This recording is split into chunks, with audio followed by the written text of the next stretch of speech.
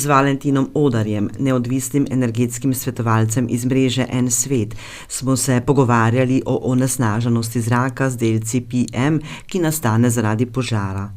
Kateri delci se nahajajo v dimu, ki nastane zaradi požara, Odar odgovarja. Ko nastane požar, potem nastanejo delci, kateri so odvisni od vrsta požara, odvisno kaj gori. Kar pomeni, če imamo mi primer, tudi PM delci nastanejo pri gorenju v kotlu, doma v štedilniku, v peči, v kotlu. To so eni drugi delci, kako recimo primer, ko smo imeli zadnje obdobje, ko gori plastika. Takrat so pa ti delci čisto drugačni, tudi njihova struktura, ki potem drugače vpliva na človeško telo. Kaj so delci PM10 in PM2,5 in kakšni so učinki teh delcev na zdravje ljudi, Odar nadaljuje. To so mikroni, mikrometri.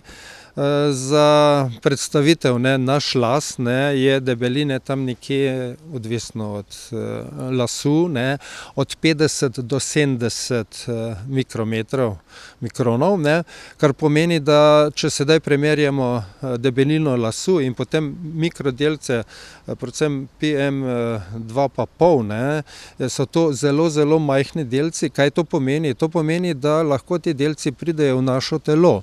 Ti delci pridejo v naše telo preko dihal, pomeni preko pljuč, potem se to lahko nabirajo v krvi, v žilah, lahko se nabirajo konec koncev tudi v vseh drugih organih, kolikor sem bral, tudi v možganih in tako naprej. To, kar pomeni, da so ti PM delci zelo izpostavljeni. Sedaj ti PM delci, ko pridejo v zrak, je potem jih je potrebno odstraniti, oziroma ti zaradi svoje težnosti padajo, zaradi gravitacije, ampak zaradi njihove male teže, lahko oni potujejo od par metrov do par kilometrov.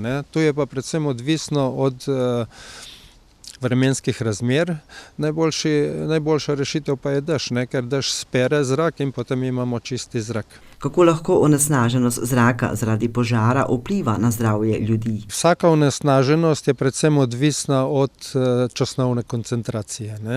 Pomeni, če je človeško telo, tako kakor pri vsaki drugi obremenitvi, samo kratek čas izpostavljeno tem delcem, je tudi težko ugotoviti, koliko ti delci vplivajo. Če pa je to recimo daljčasno izpostavljeno, potem pa lahko pride do velikih težav. Tu sploh vemo, da recimo v Murski Soboti je bilo kar problem s temi PM delci, ker pač Murska Sobota se ne nahaja ob reki in ni nekega zračnega pretoka, tako da je tukaj to področje je kar zahtevno, predvsem od takšnih požarov, ki so nastali. Potem imamo, recimo v zadnjem času je tudi, oziroma kar nekaj časa je promet takšen, ker pri obrabi gum nastanejo razni delci, ki so tudi različni kot pa kakšni drugi prašni delci.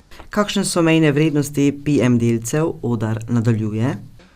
Mejne vrednosti PM delcev se vrtijo tam nekje, tako je predpisano okrog 50 delcev na kubik, oziroma na enoto, kar pomeni, da zopet, če se ponovim tisto, če smo manj časa izpostavljeni tem delcem, nimamo takšnih velikih posledic. Če pa je to daljčasno izpostavljeno ali pa sploh, če imamo to mi na delovnih mestih ali pa da recimo stanujemo v enem okolju, katero je zelo obremenjeno, potem pa se lahko pojavijo težave zdravstvene, je pa zopet odvisno od človeka do človeka, kakšno je njegovo telo, kako odreagira na te delce in kako odstranjuje te delce. Kako dolgo se lahko ti delci zadržujejo v zraku? Ja, ti delci se lahko zadržujejo od par sekund, pa lahko tudi daljši čas. To je možno vse ugotoviti z meritvami, ne. Ampak recimo, če imamo dež, če imamo vetrovno vreme, potem iz tiste točke žarišča, kjer nastanejo PM-delci, relativno hitro odidejo. To pomeni, da takšno recimo vreme, kakor je danes, ne, ko imamo vetrovno vreme, ne, pomeni, da vse ti delci hitro odidejo iz točke sevanja in se potem odlagajo, pač kakor termika dela vremenska.